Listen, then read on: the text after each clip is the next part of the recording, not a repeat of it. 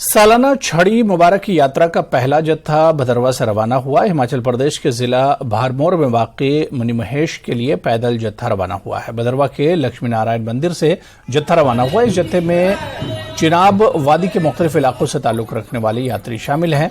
500 यात्रियों पर मुश्तमिल जत्था 15 दिन पैदल सफर के बाद मुक़द्दस मणिमहेश मंदिर पहुंच जाएगा।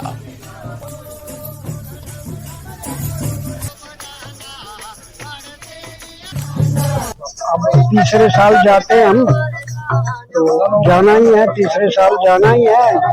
आगे इसकी मर्जी भोलेनाथ की, कब तक ले जाएंगे।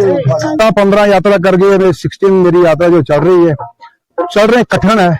अगर हमारे बुजुर्ग हमारे साथ है तो हमारे लिए कठिन नहीं है, तो इसलिए हम चलते रहते हैं। यात्रु हमारे साथ चलते हैं, बेचारे जो गाड़ियों को नहीं चल पाते हैं, गाड़ियों पे नहीं चल पाते हैं, वो हमारे साथ पैदल। 4 सितंबर को भरमौर पहुंचेंगे, वहां 2 दिन विश्राम करने के बाद ऊपर ये मणिमहेश दल पे पहुंचेंगे और 7 को जन्माष्टमी का स्नान करके फिर ये लोग।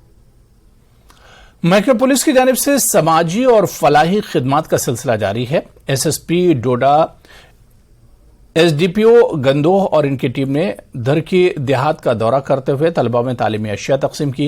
महकमा पुलिस की जानिब से इलाके के सरकारी स्कूलों में ज़ेर तालीम दर्जनों तलबा में तालीमी अशिया तकसीम की गई। स्कूली बच्चों में तालीमी अशिया के तकसीम का मकसद गरीब बच्चों में तालीम से मुतालिक दिलचस्पी पैदा करना है। इलाके में अमन अमान और फिरकावाराना हम आहंगी को बरकरार रखने के लिए इस तरह के इक़दाम किए जा रहे हैं। इसके अलावा माशरे से समाजी बुराइयों को खत्म करने के लिए भी महकमा पुलिस की जानिब से हर मुमकिना इक़दाम किए जा रहे हैं।